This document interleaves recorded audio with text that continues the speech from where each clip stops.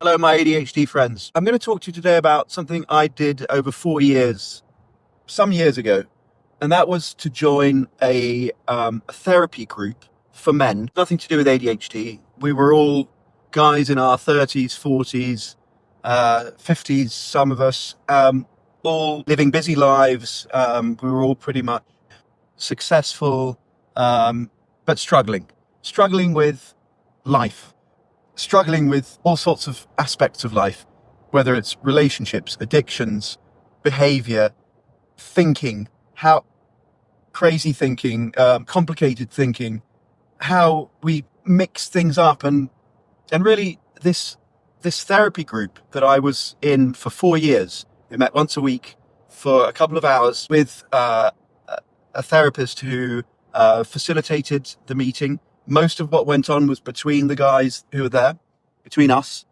It was, and I'm somebody who's done 25 years of therapy. I've done, in terms of self-help, I've got sober through Alcoholics Anonymous, which was another very therapeutic environment, which helped me a lot.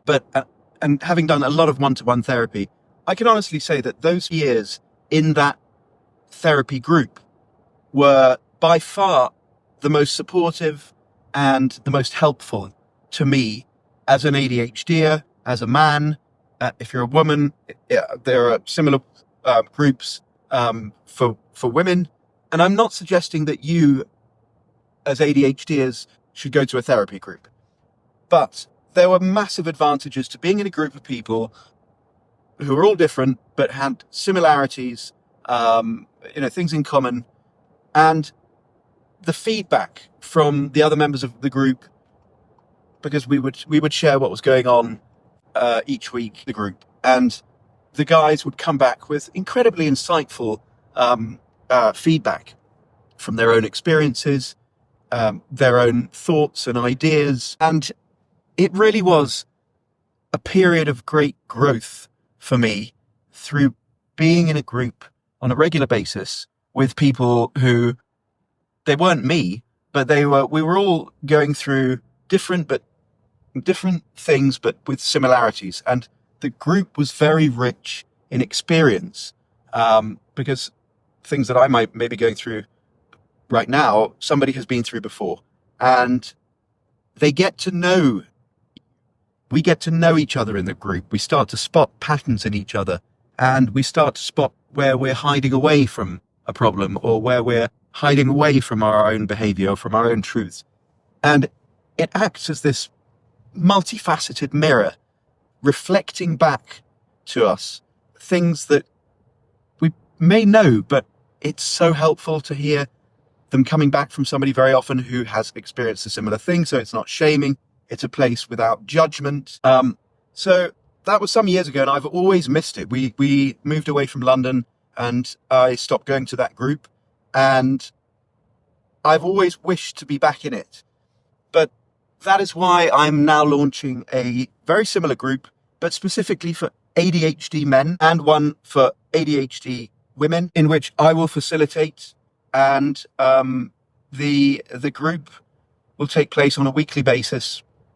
The advantage of small groups like this is that by not being 50 people in the group, everybody gets a chance to enough time to come out with whatever they want to come out with, and to have the time to receive feedback from anyone in the group who has valuable feedback. And I can tell you, the feedback is always brilliant in my experience.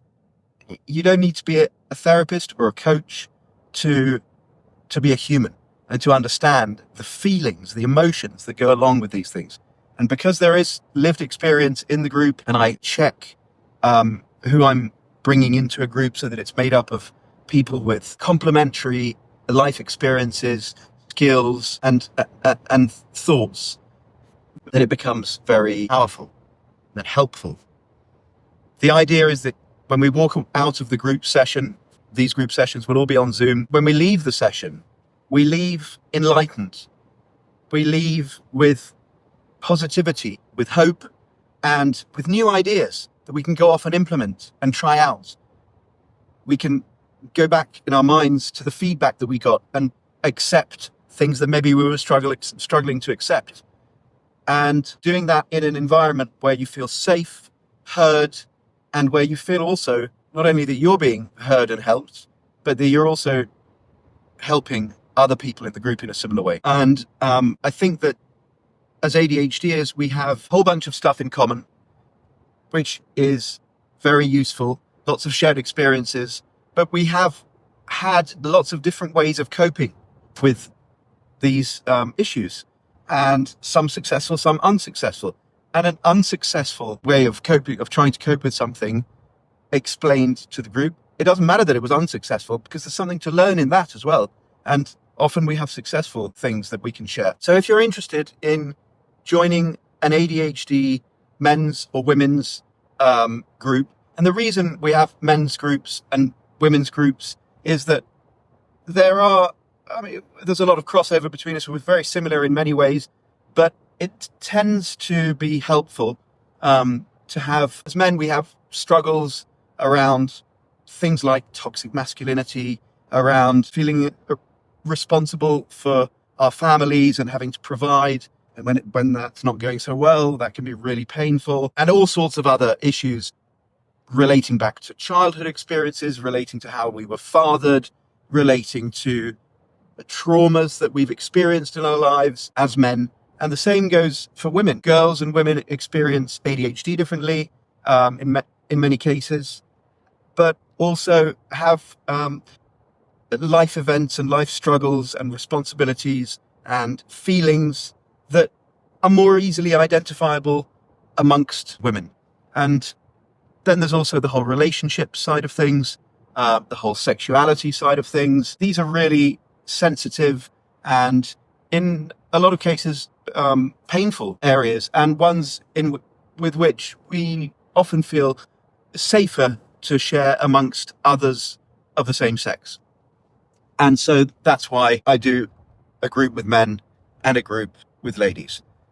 If you're interested in joining a group like that, to have a safe place on a weekly basis to come and really be yourself and talk about what it's like to be you right now, what it was like to be you before, and where you want to go, and how you're struggling with that, or how you're succeeding with that, and to share those very deep, important feelings and experiences with similar, like-minded people with ADHD, then look down below in the description and you'll find a link where you can get more information about joining one of my ADHD adult discussion groups, support groups.